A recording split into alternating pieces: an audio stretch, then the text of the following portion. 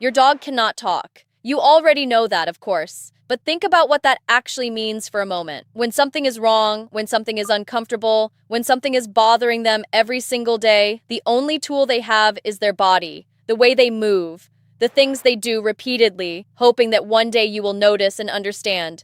Scooting, dragging their bottom across the floor, is one of those signals. And the reason I want to talk about it today is not because it looks funny, even though I know it does, and even my own clients laugh the first time before they catch themselves.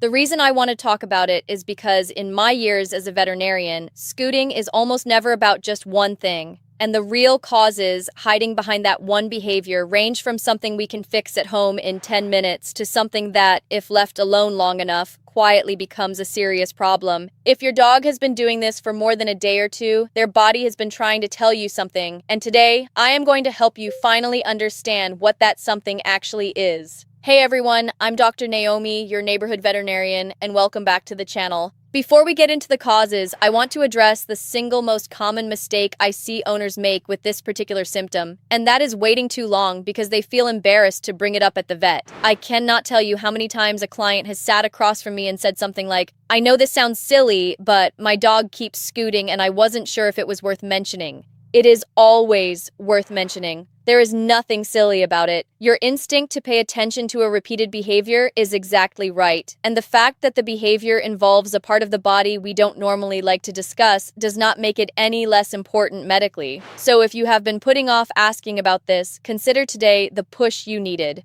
Now let's talk about what is actually going on.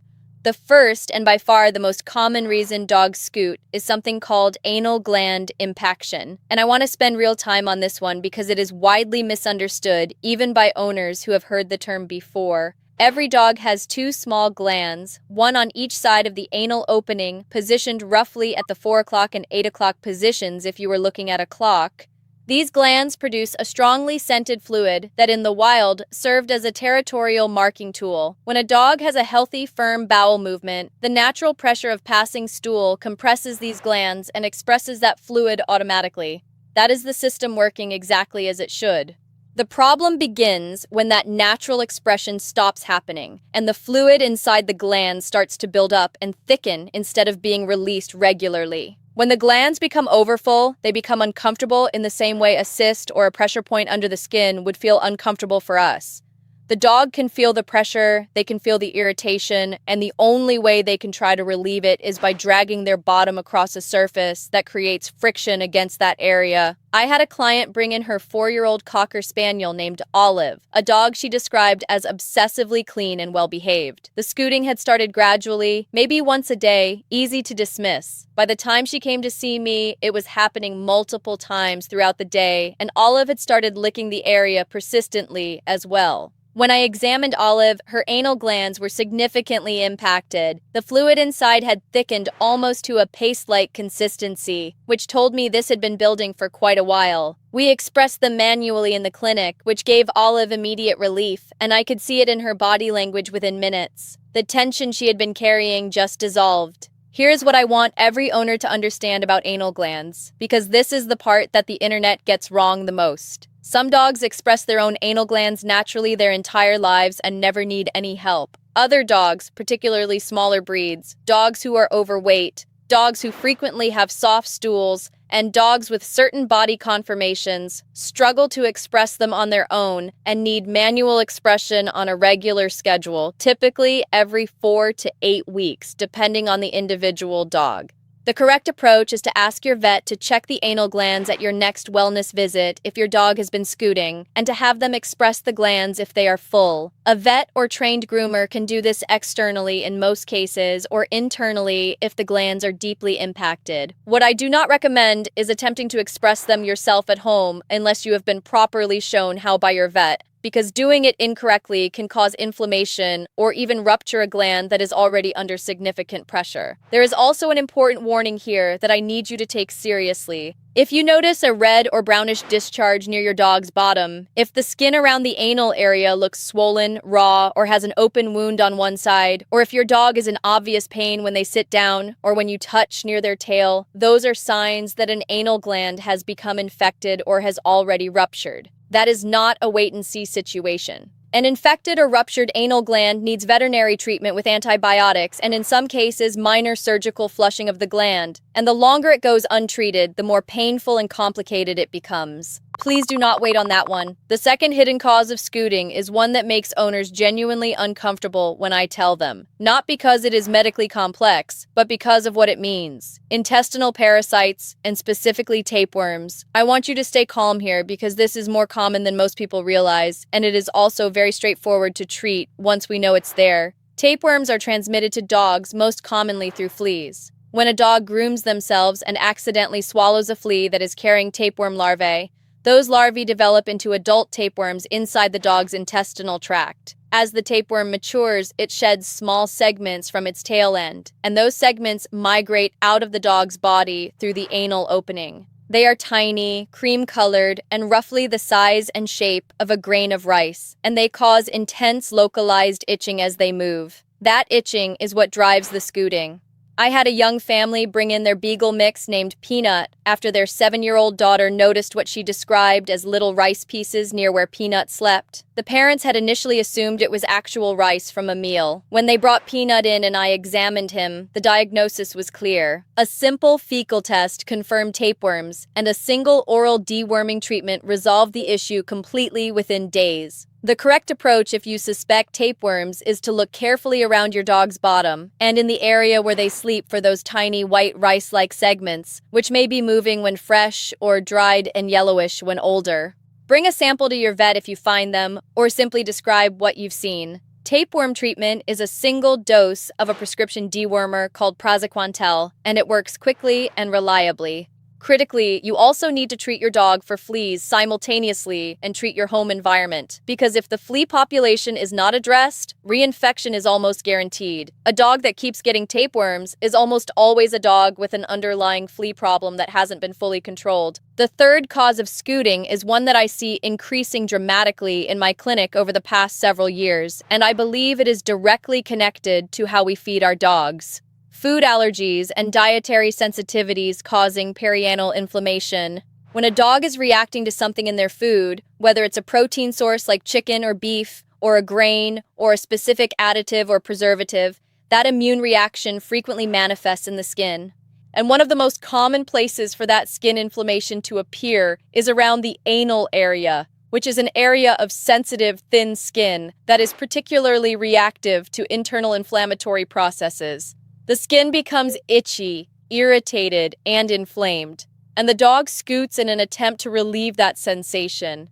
The tricky part about food allergies is that they rarely appear overnight. A dog can eat the same food for years and then gradually develop a sensitivity to a protein they've been exposed to repeatedly, because the immune system has had time to build up a reaction to it. I had a 7-year-old French bulldog named Gigi who had been on the same chicken-based kibble for her entire life. Her owner came in confused, saying Gigi had recently started scooting, but her anal glands had been checked by a groomer and were fine. After going through Gigi's full history, we suspected a food sensitivity developing to the chicken protein. We put her on a hydrolyzed protein diet for an 8-week elimination trial, which means a food where the protein molecules are broken down so small that the immune system cannot recognize and react to them. By week 5, Gigi's scooting had almost completely stopped. By week 8, it was gone entirely. Alongside the scooting, look for other signs of food sensitivity: recurrent ear infections, itchy paws your dog licks constantly, recurring skin infections, or loose stools that come and go without any other explanation. If you see multiple of these together, a food trial with your vet's guidance is absolutely worth pursuing. The fourth cause is one I want owners to think about more carefully because it is so often overlooked. The quality and consistency of your dog's stool plays a direct and significant role in both anal gland health and perianal comfort, and diet is the primary driver of both. Soft, loose, or frequent stools are one of the leading contributors to chronic anal gland problems because without the firm pressure of a well-formed bowel movement, those glands never get naturally expressed. Over time, this creates a cycle where the glands overfill again and again even after being manually expressed because the root cause is never addressed. I had a border terrier named Scout, whose owner was bringing him in every 3 weeks for anal gland expressions, which is a very short interval and a sign that something deeper needed attention. When I reviewed Scout's diet, he was being fed a very low fiber, heavily processed diet, and his stools were consistently soft. We added a small amount of plain canned pumpkin, which is an excellent natural source of soluble fiber, starting with 1 teaspoon per meal for his size. Within 6 weeks, Scout's gland expression intervals stretched from 3 weeks to over 2 months. The pumpkin had firmed up his stools enough to restore natural gland expression. This is one of the simplest, most affordable, and most consistently effective dietary adjustments I recommend in my practice for dogs with recurring anal gland issues. Plain canned pumpkin, not pumpkin pie filling, which contains added sugars and spices, just pure pumpkin puree, 1 teaspoon for small dogs and up to 1 tablespoon for large dogs, added to their regular meals daily. It is safe, gentle, and it works. The 5th cause of scooting is one that is far more common in summer months, but can happen at any time of year, and that is simple skin irritation or infection around the anal area itself. After a bout of diarrhea, after an allergic reaction to something in the environment like grass, pollen, or a cleaning product your dog sat on, or after a grooming session where the area was shaved or clipped too closely, the sensitive skin around the anal opening can become red, raw, and deeply uncomfortable. The dog scoots because the skin hurts, and dragging it provides a moment of counterpressure that temporarily distracts from the discomfort, similar to rubbing a sore muscle.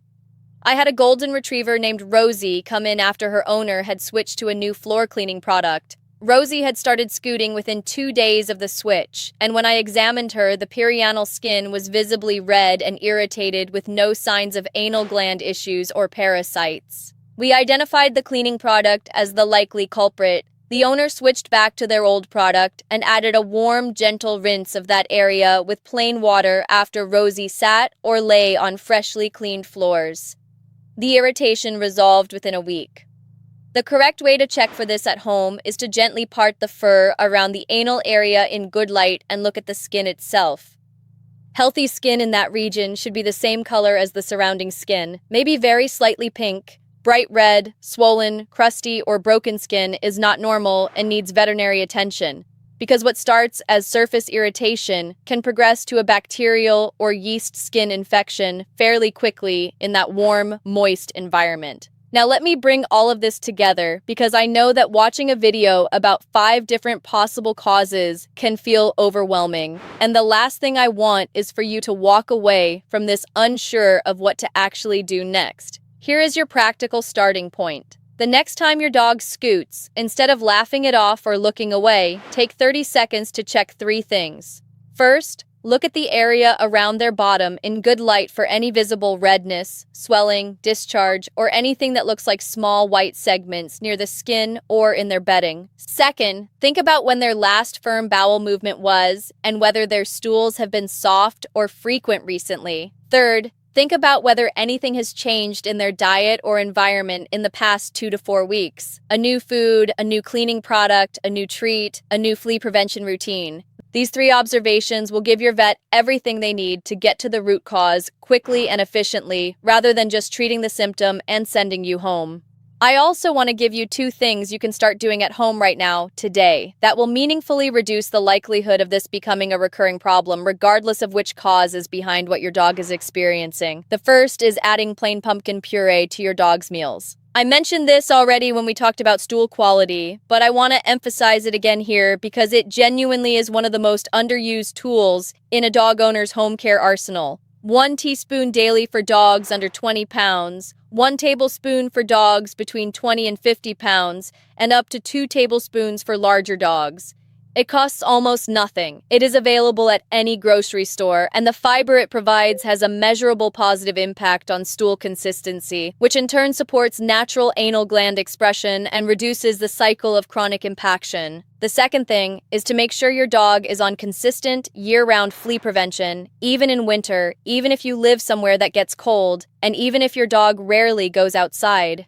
Fleas are extraordinarily good at surviving in indoor environments, and a dog that is indoors the vast majority of the time can still pick up a flea from the rare trip to the groomer, a visit to a dog park, or even from you bringing them in on your clothing after walking through grass. Flea prevention is the single most effective way to break the tapeworm cycle entirely, and it costs far less than treating a full tapeworm infestation after the fact. Ask your vet which flea prevention is appropriate for your dog's weight, age, and health status, because not all products are equal, and some over-the-counter options are both less effective and, in certain cases, potentially harmful. If your dog has been scooting for more than 2 consecutive days, please make an appointment rather than waiting. If you see swelling, an open wound, or obvious pain when they sit, go today. And if you see the small rice-like segments of tapeworm, call your vet's office right now, because that is one of the most treatment-responsive conditions on this entire list. And there is no reason for your dog to spend another day uncomfortable when a single prescription can resolve it. Your dog has been trying to communicate with you the only way they know how. Today, you finally have the language to understand what they have been saying. Tell me in the comments, has your dog been doing this, and did anything in today's video point you toward the likely cause? I genuinely want to know, and if I can help point you in the right direction, I will. If this video gave you something useful, please hit the like button. It costs nothing, and it helps this information reach the pet parents who are sitting at home right now, watching their dogs scoot across the carpet and wondering the exact same thing you were wondering before you clicked play.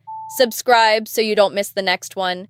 Give your dog a gentle scratch behind the ears for Dr. Naomi. Stay safe, always trust your instincts, and I will see you all in the very next video.